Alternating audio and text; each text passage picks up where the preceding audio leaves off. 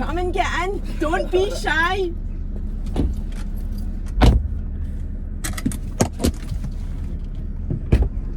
I'm very well, thank you. And you come, gives a cuddle. I'm alright. And you drove right past me. Oh, I'm did like, "Where is it?" I'll just let him park. No, I'll just go round there. No, I never even noticed you. Welcome to my motor pal. Hi, What I'll do is I'll just get coffee and we'll just sit here. And your car's there anyway. Are you feeling alright? Aye, no, you calm? Aye, I'm that's totally good. fine. That's good. I was actually going to say to you anyway because you were so nervous. I thought I'll just give you the caveat of, see if you weren't happy with any of this, which is just a recorded conversation, we just wouldn't put it out. I know, that's fine. And it's doesn't mean enough to me to affect your mental health, right? know, So don't worry about that. It's just me, I'm nervous as it is. No. And I'm like, see when you said that, I'm like, this is the guy that goes on TikTok live. Like, I couldn't do that. I couldn't do that. Like, see with this, right, at least you've got, as I say, the comfort of if you're not happy with it, like, you can edit it. I don't edit it, but you could. But also you could just bin it. But see, once you do a live, it's like there's no going back. You've said it. Aye. So that did amaze me that like you can do lives, but you were nervous about this. But I get it. It's not just about the. I was going to say on live I can just talk rubbish though. Like, folk will ask me questions and I'll answer them the best I can. But I can just any other time I can just talk a lot of rubbish. That's what this is. So what else was it? Do you get paid for doing TikTok lives now? See, I saw somebody saying that if you do a live and you get so much, is it interaction or something? So there's the creator fund. You can be part of the creator fund once you're doing lives and stuff like that, and you can get paid for like likes, comments, shares, things like that on TikTok. But I literally make money for the gifts, and any of the gifts that I get go back into a separate fund. That are going to go to helping buy binders and stuff like that. And before you got your top surgery, you were actually raising the money for that, weren't you? So that's how you did it. So I'll just tell everybody how we know each other then. So I know you, I was introduced to you by the lovely Jill, or connected to you by the lovely Jill from Cosmedicare, because when I had Jill in my car a few weeks ago, I think you just had your top surgery. So I'm on the 12th of July, so I would have it was just like the week before or something like that. And no, the week after. No, you filmed that the week after I had my surgery. Right. So she had said, you should get Leon, and that was it really, because I had suggested Chloe, but she said Chloe wouldn't do it, so then she said you. So you are TikTok, the wee trans man. The wee Scottish trans man. The wee Scottish trans man, sorry. And you've got a platform there. You are also on Instagram, and I will tag the Instagram page. But is it the same handle that you've got? No, I think it's just Lee Milne. Lee, it's just your name, which is fine. What are you having, by the way? I'm alright with my juice now. Oh. I don't Get a coffee. I don't what about coffee. Tea or no, juice? Honestly, no way! You can't even.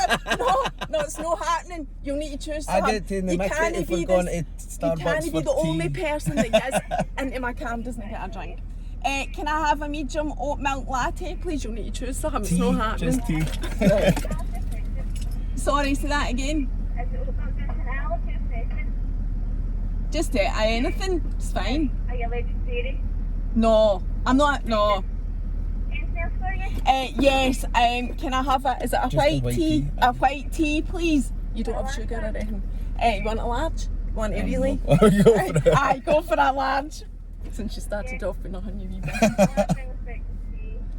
Aye, yes. And a oat milk latte as well. Yes. Anything else? No, that's fine. You don't want anything else, do you? I struggled to get a tea. Yeah, that's fine. Thank you. this has really came up in the world, so I'll just tell everybody where we are as well. We're at Heartlands. Oh, I know. All day Hart Hill's got more than the Cooperative gone for it now. I know. Well, this is Whitburn, but it's right next to Hart Hill. Could not believe you were from Whitburn either. Oh, What was the Aye, chances of born and that? bred. So I was nearly going to come off the motorway in shots. I'm saying all the words properly. That's not how they Shorts. say it. Aye, Hart Hill, and drive through Hart Hill for the nostalgia. But I was like, fuck no, I still don't know where I'm really going coming to this Hart Hill. So I better know. So I might do that on the way back. Aye, but on the way back. it's a while since I've been in Hart Hill. But we used to get the bus as well, like to Whitburn when I was wee. Like Whitburn Main Street was pretty cool. They've stopped the bus right through to Glasgow. They stopped that ages ago. Oh, On the have big they? X14 that they used Aye. They stopped that ages So ago. you can't get the bus for Whitburn? As far as to- I know anymore. Oh, you'll need to move out of Whitburn. So you can't have that, man. I moved out and came back. I was a daft. Oh, did you? Aye. Where did you go? Just into Livy. I stayed in Livy for a bit, but... Did I tell you I lived in Livingston? No. Is it? So my mum moved us for Hart Hill when I was 14 to Livingston. Aye. So I was in Livingston for 20 odd years, and Keith's from Glasgow, and I met him in Glasgow. And we ended up in Cumbernauld purely because I was commuting to Edinburgh at the time, working in the bank, and the traffic was a nightmare coming from Glasgow to Edinburgh. Aye, So I it was. begged him to move a bit closer. Ended up in Cumbernauld, didn't know a song, and my I've been there God. for how long's that now? 14 years Jesus. out there. No, I've But, only been back in Whitburn about a year. Roughly about a year, I think. Where in Livingston were you? Craigshill. Oh, were you? Crazy Hill, you mean? Aye. Crazy Hill, that's what it's Tapflare called. Flat in Craigshill all the way through COVID. So, And were you? And how long were you there for? Yeah, about 6 years or something. Were you with your partner at that time though, or were you completely on your own? In the No, I COVID was- times, I so, mean, I'm in jumping all over the COVID place. times, no, I was with my partner. Aye. Aye. So, but you were 6 years in Livingston and then went back to, and is it Amy? Did you say her Aye. name was? Was it because of Amy that you went back to Whitburn? No, it's just I'm from You just- Whitburn, so you we tried. decided. As I say, we needed out of that Tapflare flat. So Aye. that during COVID was a nightmare. No garden, no privacy, no nothing. So Did you go out, Bob? For aye, some fresh air every and now and that? then. Aye. Well, we've got the dog, so we were out walking Oh, have him and you? all that kind of stuff. Aye, that's fine. So- So I'd invited you on anyway to talk about your whole journey, your trans Aye. journey, which you're quite up for doing, as I've seen in Aye. your lives.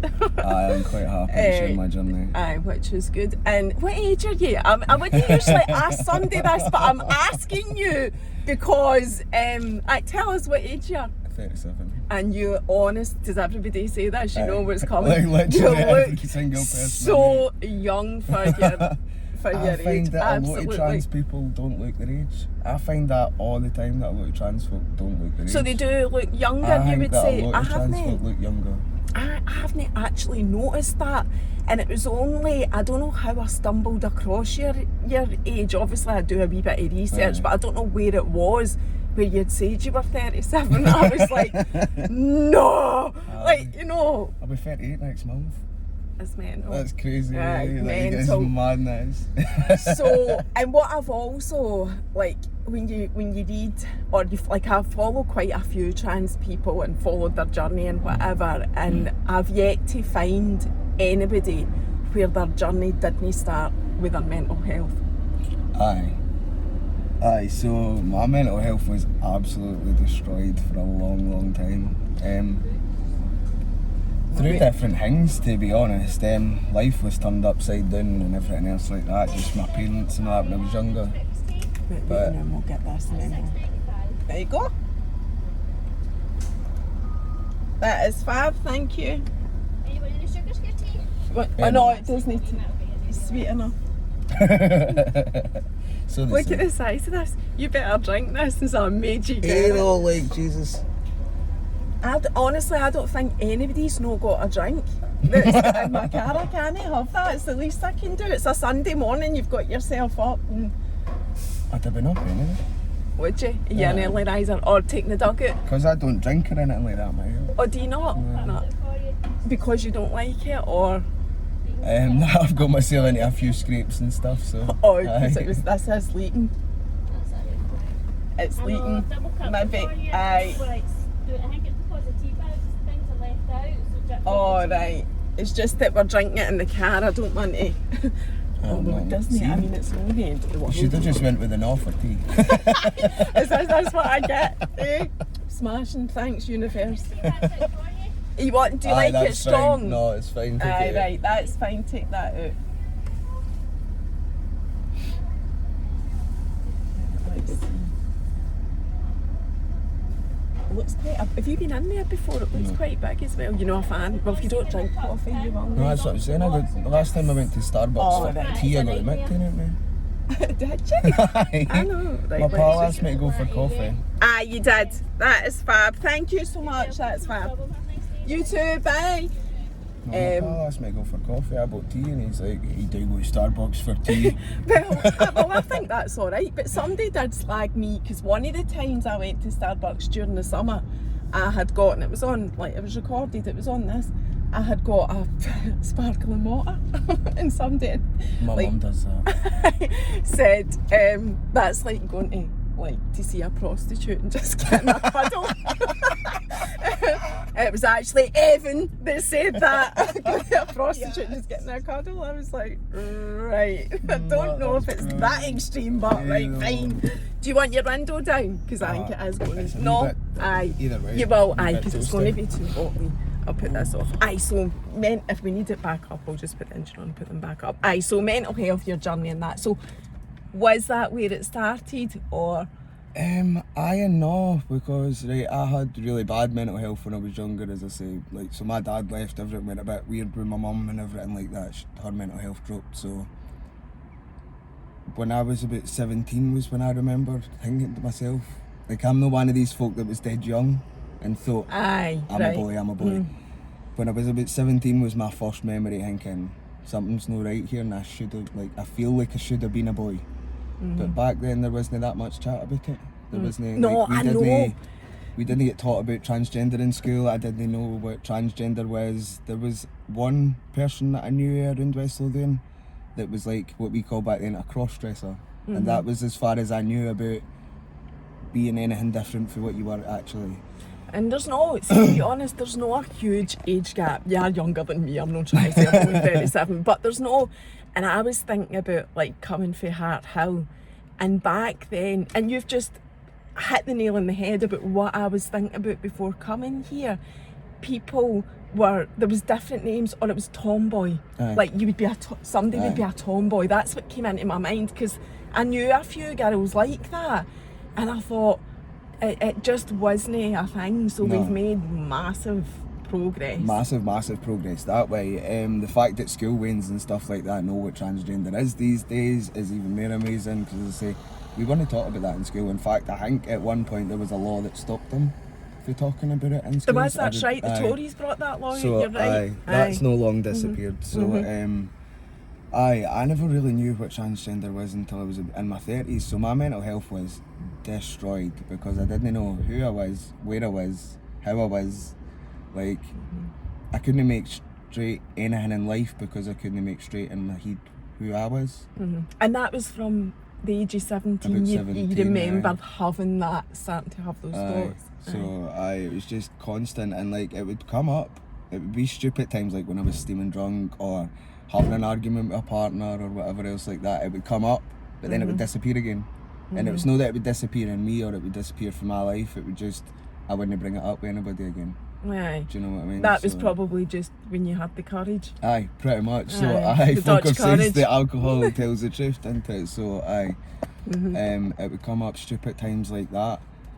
And then it wasn't it, I was in my 30s and I met one of my really good pals, Sam, and he's transgender. And that was the first time I actually knew what transgender was. And Almost like that a light bulb moment for you. I can be who I'm Whatever supposed to be. It's taken a while. And that was in But, your 30s. So from the age of 17 to 30, whatever, you were pretty. You Lost. must have been depressed. Oh, depression. So at 17 I got diagnosed with manic depression, which they now call bipolar. I've never had it re-diagnosed as bipolar, but manic depression, and that just, if I was 17 until literally 3 years ago, it's been like a roller coaster, an absolute roller coaster, up, down, on different medications, on having different therapy or whatever else like that, and At least you got the therapy though. Aye, but I don't think it was. But still wasn't it right? Because you still wasn't weren't it who you right? were. Aye. Do you know what Or I mean? who you Like were they meant were to be. basing it on Aye. this bipolar, this manic depression diagnosis, rather than trying to find out what else was going on.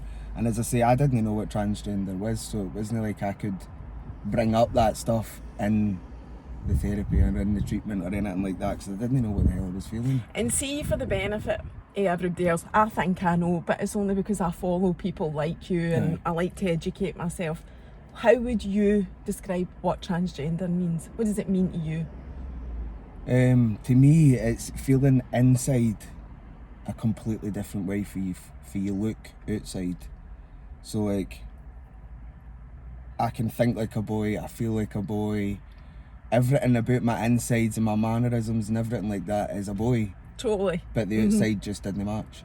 And that was it. I was stuck in the wrong body. That's all. I was a boy stuck in a lassie's body. I didn't have any other way to describe it. I don't know how. No, I think that hits the nail on the head. It's just nice to, like, you know, you can read about it and whatever, and I'm just like giving you the opportunity for everybody to hear it straight through the horse's mouth, what that means for you. So that was the only reason. That's alright, no stress.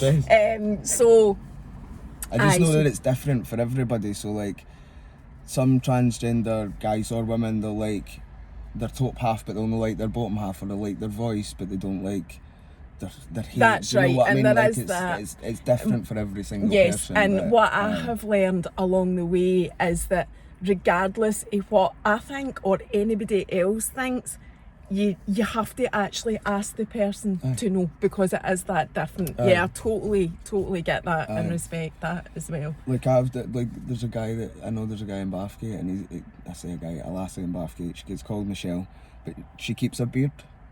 Right. So like I say, it's just a bit different for everybody else. Some people like their beard, some people won't. Like, I hated having a bare face. Like, I've said I'm going to grow this to the end of my top surgery recovery and then shave it off and see how much I can raise for my fund. But I'm not entirely sure. I'm not entirely sure if I can do it. So you've not been? Is that just the start of your growth, or have you had growth shaved it before? No, so I've shaved it off before, but I've only really started getting it the last few while. So I dyed it just after I had my surgery. Oh, did Because this you? bit here wouldn't match. So I had my sideburns and I had this bit here, but this bit here wouldn't match up. So Right, so you're being a wee bit paranoid there about that dyeing it, because I would never have noticed that. I know. Right.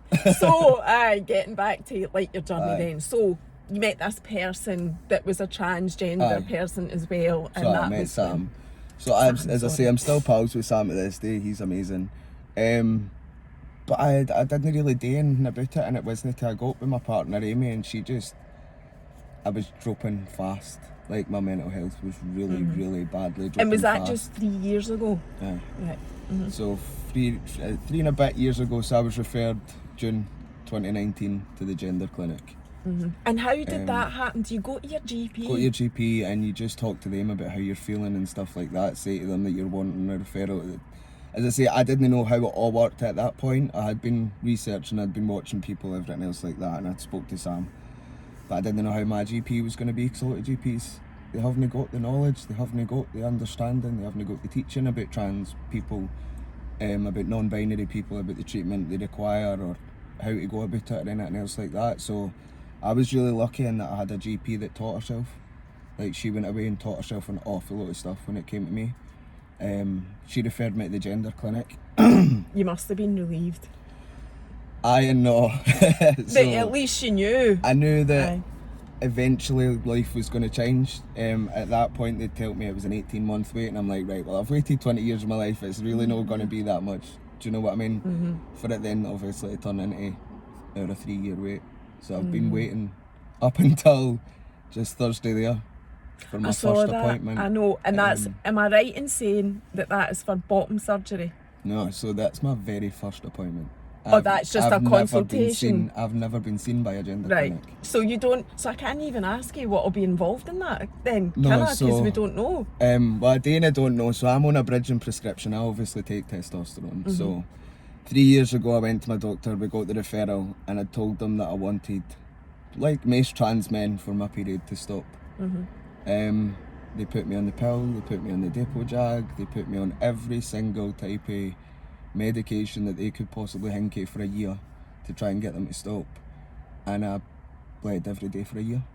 Every single day for a year, to the point that my mental health was gone. There was nothing left. So 2 years ago, I tried to take my own life because I was done. I was done. I couldn't take it anymore. I didn't want all of this stuff. As I say, I'd bled for a year solid. For a trans man, every month was destroying me, never mind every day for a year. So I ended up at the mental health team at St John's, and my testosterone journey went for there, because the only thing that the doctor and the gender clinic could think to do was to put me on a hormone blocker, so that would stop the estrogen. But Is that the point, they put you on testosterone? Aye, so they found that, they gave me a scan and found that I have what's called a fibroid, which is a wee growth that sits just in there. So that's fed by the estrogen, so they gave me the hormone blocker to stop that being fed, so that stops that from growing. And then you need obviously the backup hormones, which normally in a cisgendered woman would be an estrogen shot, whereas obviously because I was going to be transitioning anyway, they gave me the testosterone shot instead of the estrogen shot. That's the only way that I've managed to be on testosterone for the last 2 years. Because it went that extreme, it Because got that everything extreme. got that And bad. do you know, see from, like, nearly, I was going to say nearly middle-aged, I'm middle-aged, own up to it, Mary. See, even from my point of view, a woman at my age, see the lack of knowledge in terms of hormones. Like, see, even just, you know, trying to manage that, it's a nightmare. You know, it's just, that's what I'm trying to say. It's an absolute fucking nightmare. Oh, aye. So I can't imagine what it's like for a trans person, because they can't get it right. No. You know, and I'm not throwing stones at anybody or anything like that. I know there's funding issues, I know there's loads and loads of issues, as you know, but it's just, it's pretty grim Oh, aye. when It's you're really trying bad. to get support for something like any type of hormonal issue. The problem I've got at the moment with the NHS, the way it works, is you get referred, and like I say, I'm 3 years up until last Thursday to get a first appointment, and my appointment still isn't till September. There's no support, none. You don't get offered therapy, you don't get offered counselling, you don't get offered anything at all. Nothing until you get to that first appointment. So all your therapy, is it private? That you've, if you had any therapy? No. So if anybody wanted to have therapy or sought that, they'd need to go private for it. At the moment, aye. And it's the way, as I say, waiting the big long waiting list, but there are more trans people in this country that get private healthcare than there probably are that get healthcare for the NHS. Because that's their only Because it's their option. only option. It's literally the only option. So grim. The So only grim. option. You're looking at, so we've got 4 gender clinics in Scotland. Aberdeen and the Highlands being the fastest. They're less than a year waiting time at the moment. The one I'm with in Edinburgh at Chalmers, they're 3 years plus. And Sandyford, as far as I'm aware at the moment, are 4 years plus. There's a few guys, trans guys that I talk to on TikTok that are, they've been That's waiting the 4+ situation. years for their first So appointment. you were referred, so when that incident happened, when you tried to take your own life, you went into hospital, were you referred then to the gender No, so was it before, aye. the year before that? So that was the year before, so they spent, for my referral, they spent trying to stop my periods. That Aye, was the and year. then you- And then tried to take my life, and that was when my GP decided, between me and my GP, we decided that she would try and talk to Chalmers about a hormone blocker and stuff like that, the gender clinic.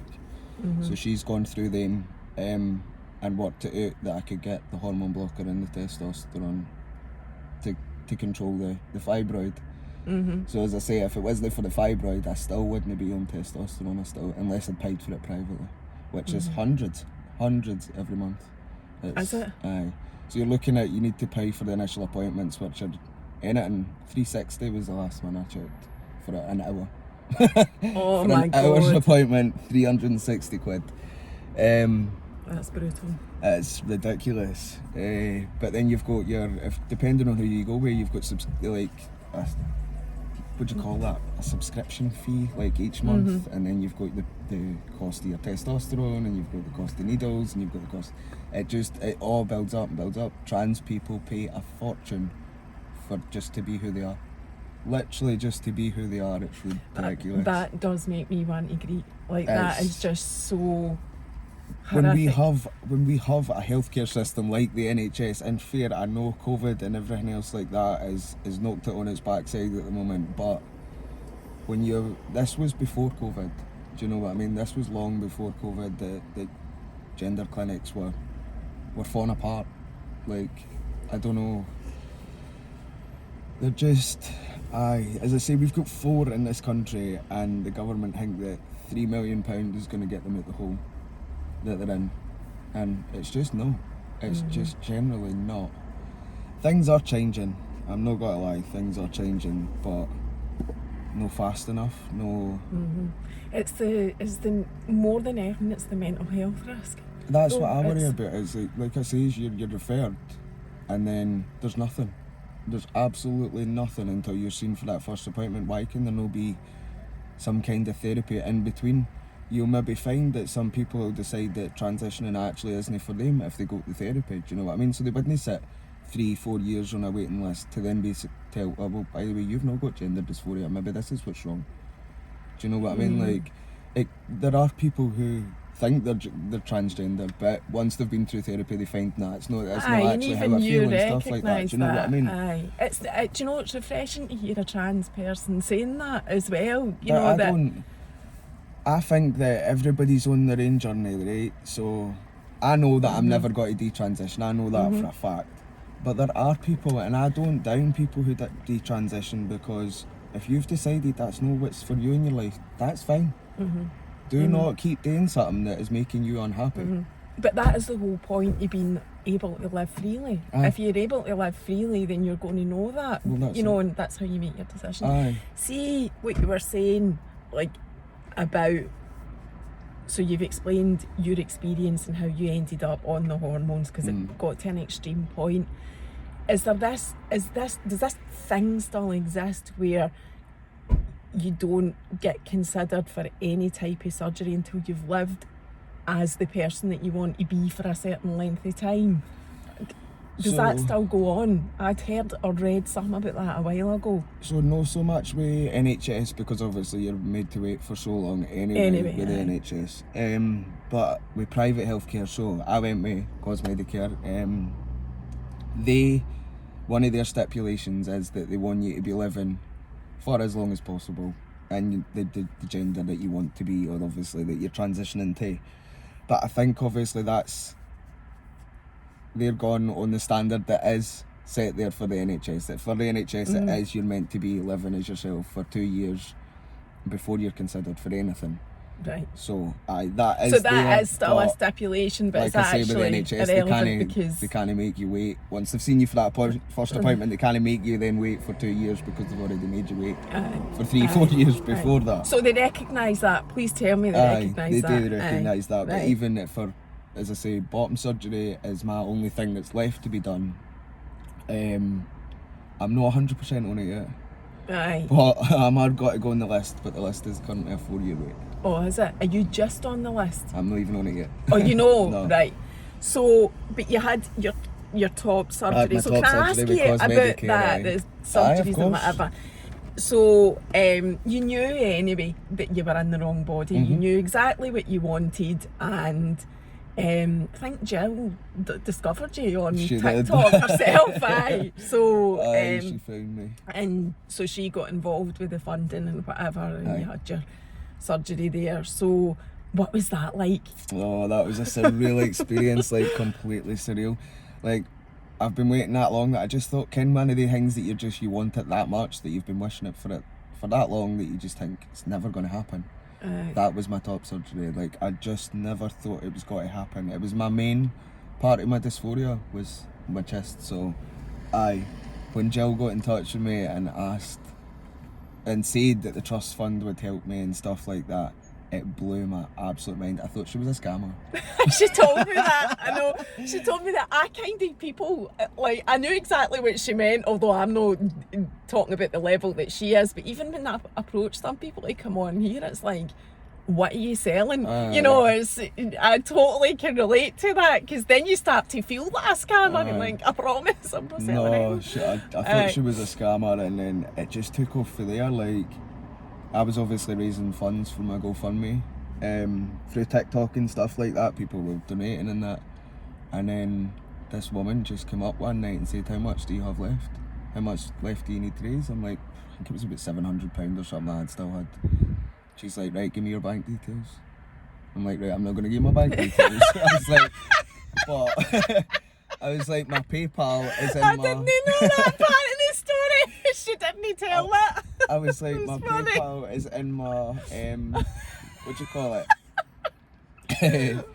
So this woman Tracy came up, I was like, my PayPal's in my thing, mate, and this woman just £700 out of nowhere. Finished my GoFundMe, and I messaged Jill. I'm like, "Jill, it's done." I was like, "That new with it."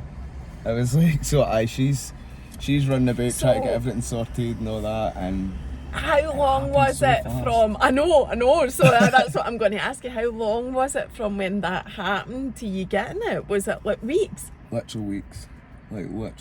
And you had that. Like, do you know what this reminded me as well? See, when you've got a really massive event in your life, like say you're getting married and you have a big massive wedding, and then after it, you just plummet because it's like the emotional hangover. So everything was totally like go, surgery, this meeting, that consultation, you've got to go here, do that, blah blah blah.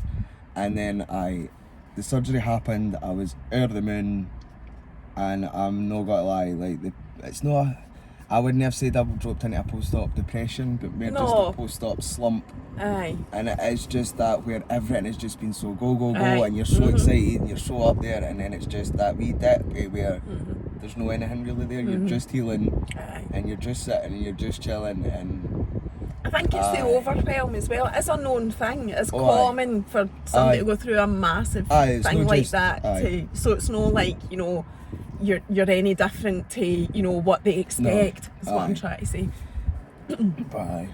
So I did drop into that wee slump, I'm not gonna lie, after my surgery, but things have just changed so much since surgery. Like, even see my mental health, like, it's unbelievable. There are wee drops. I was going to say, if you watch my pages, like, you'll see there are wee drops in my mental health every now and then, but my general everyday day-to-day, I smile so much more than I have ever smiled my whole life.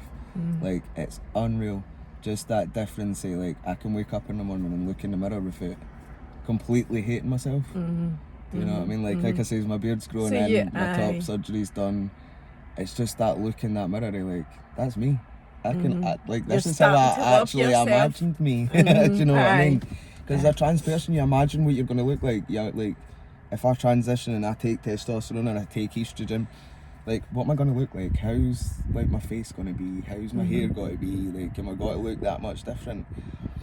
And I can now look in the mirror and go, that is actually what I imagined. It's actually starting to look like me. It's starting to look like what I see in my head, which is crazy, man. It's actually crazy. So what do you mind me asking what you do take now? So I'm still on the hormone blocker, and I take testosterone, so it's Nebido. It's called Nebido, and I get it every 3 months. It's an injection every 3 months, along with my hormone blocker every 3 months. Right, and do you take anything daily? No, so you just get the injection. And you don't take a period anymore. I heard you talking about a hysterectomy. Aye, so I'm referred for my hysterectomy just because of the fibroid. It's, as I say, it's controlled by the hormone blocker, but the hormone blocker can't be like a long-term thing. But there are side effects that can... There are sides effects. It can cause osteoporosis and things like that. There is science behind that. I haven't 100% looked into the science behind hormone blockers, but you basically can't be on them for your whole life. So they need to come off of them at some point, but I was referred for that March this year. Right. And they've told me it's looking about a year. waiting time, Right. which is decent. I but was going to say that. I've not that's heard anything since. Right. Okay. So we'll Aye. wait and see how that comes up next year. But, Right. aye, And then you'll that's get your first appointment, like you're saying, with the what are they called? Is the gender clinic. Aye, that's on the 1st of September. And I suppose that's just the start of the rest of your journey. And as you say, you're still trying to decide in terms Aye. of bottom surgery. I So, know that is. There's a lot of risks with bottom I know. surgery, unfortunately, like kidney And troubles Jill, and stuff like that. So, Jill talked about that, and apparently it's easier. They don't do bottom surgery, don't they? No, Jill said No, that they don't, no. because Medicare don't. It's easier to It's easier to transition from male to female. Aye, than it is that's the what I'm other way trying. around. Aye, that's what I'm trying to say.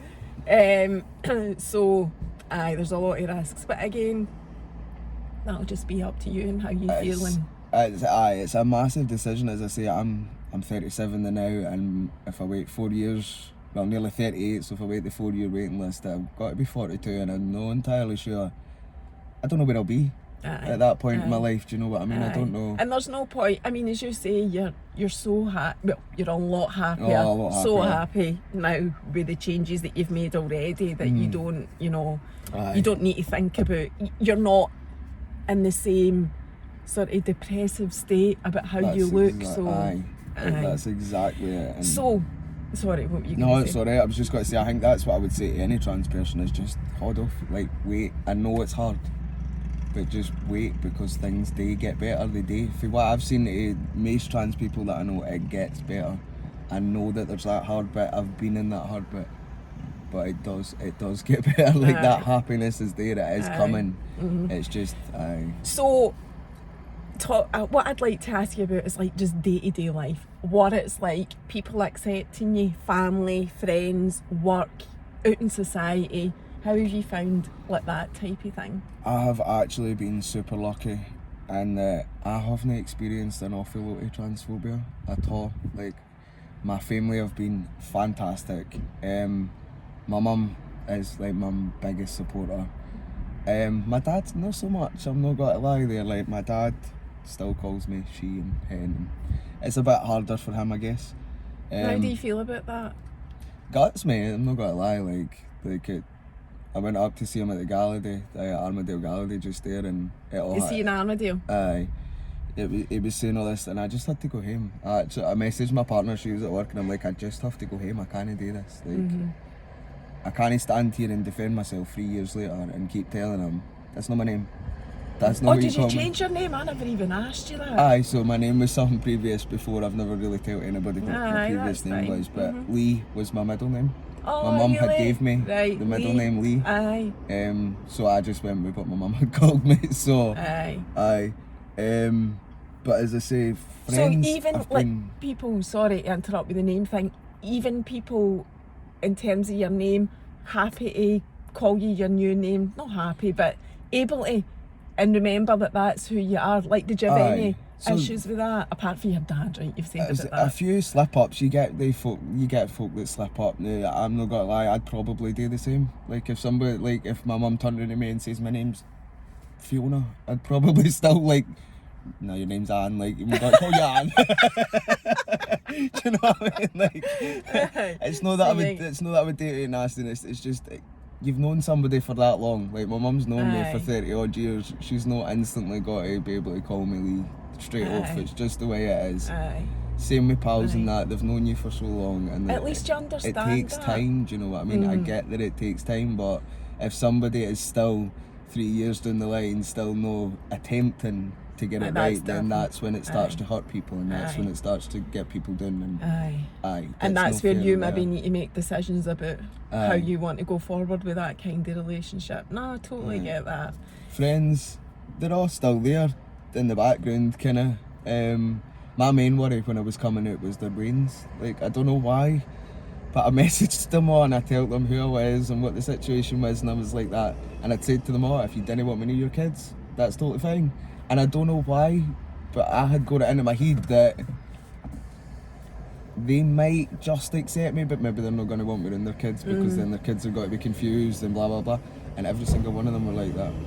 They Waynes aren't bothered, we've spoke to the Waynes, don't be stupid. Aye. And what I've found is that Waynes are much more resilient and much more Totally. accepting, and people seem to think that we're shoving it in their faces and everything else like that, but we really know these kids actually, like, they've got more respect for people in general, like whether they're different coloured skin, different people, do you know what I mean, like transgender people, like it's funny classes. you should say I don't know, that. Waynes seem Aye. to be more accepting these days. I've found them much more accepting than some adults, to be honest. Aye, no. But I get that. It's funny you should say that a lot, eh? So I've taken Lola to Pride since she was a baby every That's single awesome. year. And people always say that, like you, and That is I'm awesome.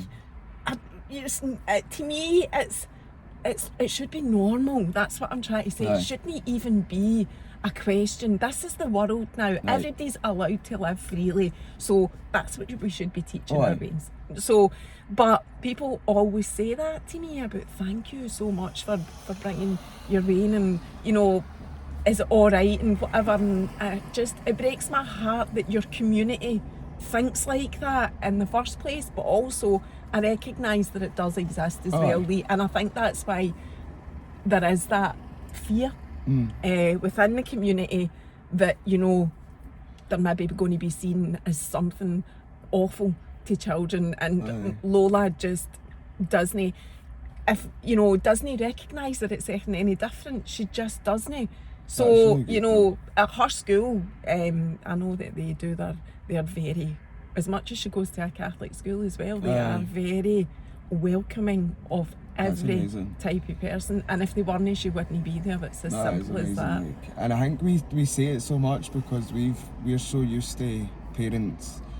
Obviously my parents didn't abandon me, but there are a lot of trans people, gay people, do you know what I mean, queer people who their parents abandon them when they come out, do you know what I mean? And I think that's why when, like, I've got a lot of trans parents that'll message me and say, look, my kid's thinking like this, blah blah blah, like, what do I do? And I'm like, see, straight up, I'm like that, thank you. I was like that for even going out of your way to find this information out, and for supporting your kid, and for being there for them, because there are so many in the community that don't have their parents around, and I think that's why when we hear of parents like yourself that take their kids to Pride, that teach them all this stuff and make them more accepting, that's why we say to you, like, thank you, yous are awesome, yous are brilliant, because there are a lot of parents in the community that aren't there. That just, they're no around for them, they don't support them, and I think that's, as I say, that's why we're so appreciative of parents who do support their kids, who do help them to see the world as what it is, as a whole variation of people and a whole variation of situations and everything like that can be handled without hurting anybody, do you know what I mean? You don't have to be nasty to people, you don't have to bring them down just because you don't understand. Learn about it, do you know what I mean? Learn that situation, educate yourself, and that's, as I say, that's why we appreciate parents like yourself who do that kind of stuff. And thankfully, I'm glad to hear that you've not been up against much. I don't know if you've had any transphobia, because it's just unacceptable. Wee bits here and there, like I'll be on my lives, and I was going to say, if anybody watches my lives, like, my partner's usually on the sidelines deleting comments and stuff like that, so a lot of people will not see the transphobia that I get, because either me or Amy will delete it. But no, I'm not gonna lie, I have been really, really lucky, and keep my wee fingers crossed that it keeps going. But people seem to have been really accepting of me. I don't know why.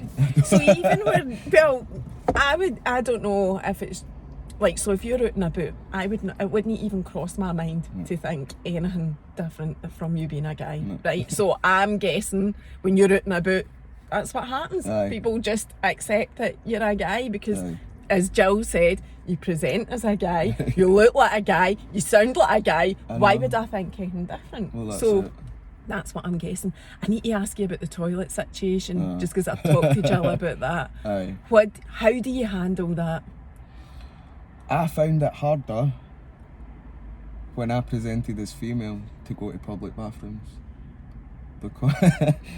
because I wasn't the most feminine of lasses, and see walking in to lassies' toilets and see the looks I used to get off of women like, what are you doing in here? Right, so I'll be honest, if I was in a women's toilet and you walked in, that's exactly, If I did and know, that's what Jill was saying, that's if I what did she know, said. like, can you imagine? I understand like that the whole toilet fight seems to be against trans women who still look slightly masculine. I get that, but when you're talking about the toilet argument, it's trans people. Can you imagine me walking into a toilet and you're standing there with your daughter and you'd be like, But what you know, the hell? but Slap, away you go. no, let me just correct that, right? I would see, because society has moulded us to think that men and women need to be in different toilets, right? Which I have always found like really weird. We all use the same toilet in the house. I know, that's what I said to Jill. I used to think, isn't it so draconian that we're split into men and women's toilets here? Like, I've always thought that, because men know that women take periods, and like, I just find it so so when you really think about it, how weird that is, right?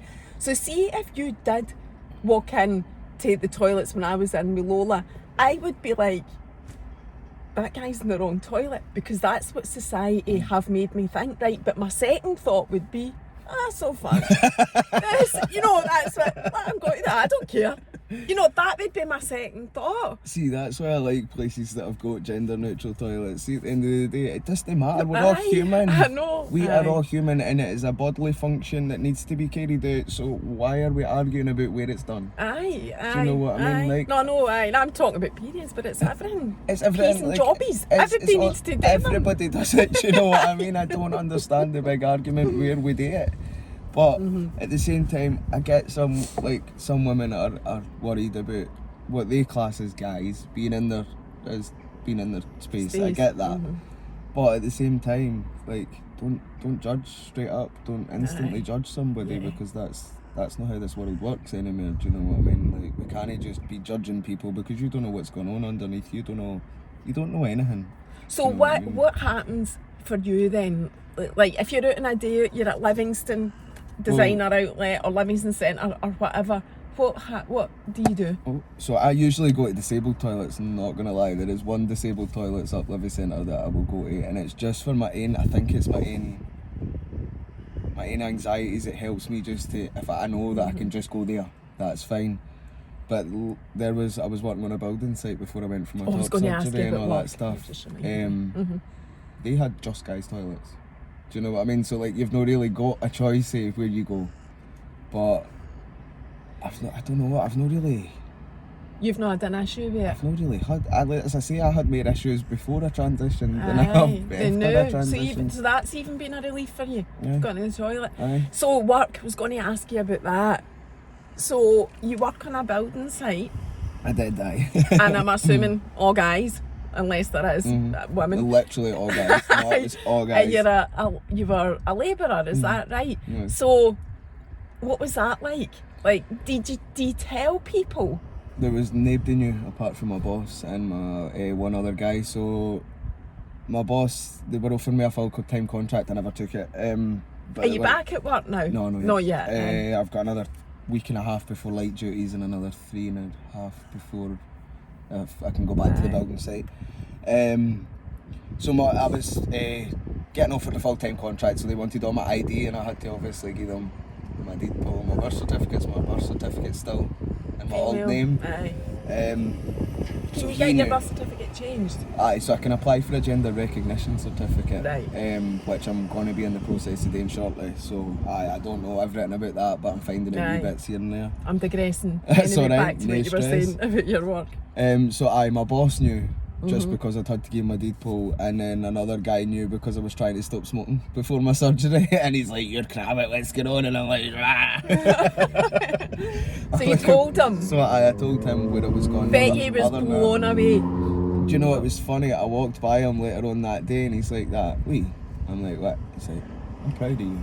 I'm like, "Do you know what, mate?" I'm like, "That is lovely." My God. Oh my I'm like, God. "Thank you very much, man." I was like, "Do you know, see, to come for a cis guy, because you don't, obviously, I don't have that many conversations with cis guys like that.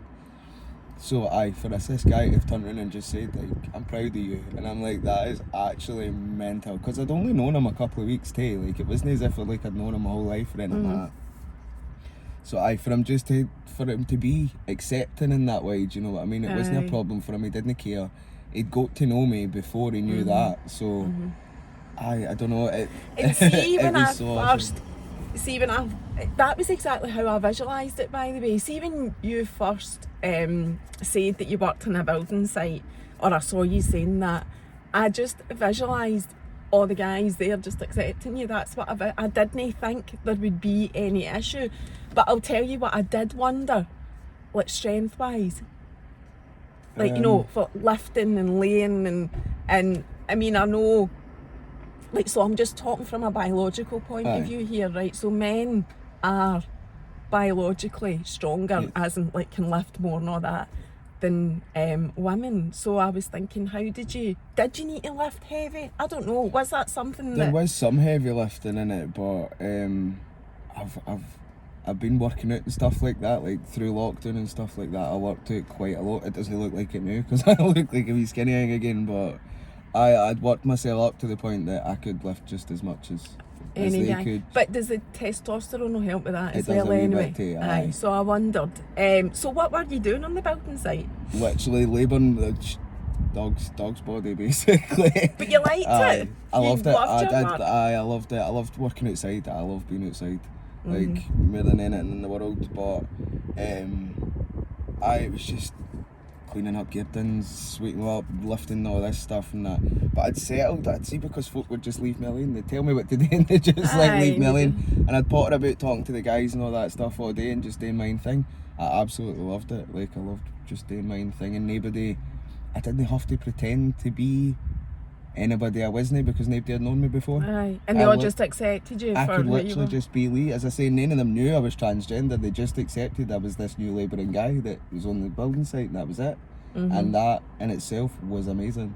Like, I didn't have to explain who I was. There was no awkward conversations or that. It was just, this is Lee, he's here to be our labourer, done. And that was it. And was how long did you do that for? Have you done that for a while? No, I was only doing that couple of months or something like that before my surgery. I'm a trained chef. I say I'm a trained chef. You're a chef? I'm a trained chef. I'm a part-trained accountant. Are you? That's good to know. My missus calls me a job gypsy, because I have literally done every job that has gone on this planet. Worked in Greggs, halls, shops, factories, warehouses, the whole lot, kitchens. But the building site is what you like? I like it, but I actually think I'm going to go back to being a chef. Oh, are you? I think I'm going to go back to being a chef for a wee while. And you're qualified as a chef, so you're probably getting that no bother. They're always like, I always see things, people looking for qualified chefs. Used to work at Jamie's Italian in Gusto's in Edinburgh. Did you? You go back to that, you think? I love the fresh food, I'm not going to lie, I love it. Like the fresh Italian, that's brilliant. So do you make pure banging dinners at home? I can do, I don't so much these days, but my missus works too much, she's in hospitality, so she works quite a lot. So I get to make nice dinners, just a rarity these days. It's Mary, I chuck it in the oven and she gets into dinner. But when you do cook, you're a good cook. So how are you getting on now then, where you've only got another, because the whole sitting about doing nothing, I heard you saying that was a hard time for you. Anybody that has gone for surgery, see the sitting about after it, oh my god. Be prepared for it. But you need to heal. If you're but see, when you're an active person, and it just feels like, see at the moment, it just feels like I've got like a wee cut under here. Oh, so you've no pain, you're totally pain-free. Totally pain-free. How many weeks post-op are you? 4 and a bit. Right. Aye, I'll be 5 on Tuesday. That's amazing. So it just feels like a wee cut. So to me, I'm like, I'm ready to go. I want to go and like get back to work, get stuff done, and they're like, no, you need to sit down. Like, I don't want to freaking sit down. I'm sick of sitting down. But you've got to take your time and have patience. Do you know what I mean? But I'm just one of these folk. I never generally sit still. I'm always doing something. So this whole sat about for 4 weeks has drove me insane. Absolutely insane. But worth it to get your 100%, surgery. 100%. Totally. And I know you feel like that. So what are you going to do when you can go back to work then? You're not going to go back to the building site. Have you told them that? Oh, I worked up there with an agency, so they've got somebody else in. I'm assuming they've got somebody else in already, but I don't plan on going back to the building site at the moment, but I don't know yet. Right. No, 100%. That's part of my anxiety at the moment, is like, where am I going to? What do I do? Because my life is, for so long, has been concentrating on, I need to raise this money, and I need to just, it doesn't matter what job I'm in, I just need to work to raise the money for my top surgery, and I need to, like, that's my focus. Go. Like, me and Amy have been engaged for 4 years, and do you know what I mean? We've not even looked at getting married because everything got put on hold, because I needed to raise money for my top surgery and everything else like that. So since then, life has completely changed. That's what I'm saying. Like, Jill and Cosmedicare have 100% changed my life for the better, and in more ways than just giving me my surgery. I say giving me my surgery, I paid for it. Like, so they referred me to Dr. Zoe, who gave me my gender diagnosis and my top surgery referral. That gender diagnosis means that I can go and apply for my GRC, my gender recognition certificate, change my birth certificate, which means I can marry my partner as her husband, as her wife. And I think that's another part of, like, transitioning and transgender life that people don't see, is that so much of your life is put on hold until you've got this bit or that bit. Do you know what I mean? And as I say, Jill coming into my life just changed everything. Absolutely everything. And it's this is obviously where the young team hang about, which is going on here the now, but we've only got a couple of minutes left anyway. And it's not just physically, it just mentally though, Lee. I mean, look where you were. Mentally, look what it's done for you. It's just refreshed your whole life. It's just got you on the right path to being the person that you are. It's got me on it. So I am where I want to be personally, but it's got me to a place in life where I can start talking for other people, and I can hopefully start making a difference for other people. The waiting times need to be fixed. The support I need, like, there needs to be more support in place for transgender people in that time, in that waiting time. Do you know what I mean? And that's what I'm so grateful for now, is that I could just possibly have that opportunity to just make that difference for even a handful of people. Do you know what I mean? Even like, coming on here, and there's loads of mums follow me as well, and I always think the other thing from a parent's point of view is I've no idea how Lola's going to turn out, what she's going to want, or, you know, and I just want to be able to support her, whatever, you know, as whatever she is. Do you know what I mean? I just think, and there's a huge amount of mums follow me, so even from that point of view, I always want to be personally a mum that'll always support my way, always, regardless, unless you kill somebody. I will support that. Just put that out there. Anyway, right up until that point. Don't be doing that, or I will frog match you down to the police station. Oh my God, how much have we digressed now? I thank you so much for coming and being so open and honest about your story. I, for one, we're connected now anyway, I, for one, will be following the rest of your journey on TikTok and Instagram. You'll need to make sure that you keep posting on Instagram as well, so that, because it's mainly Instagram that I'm on, so that everybody that watches this can see your journey. Awesome. So thanks, Thank you very much.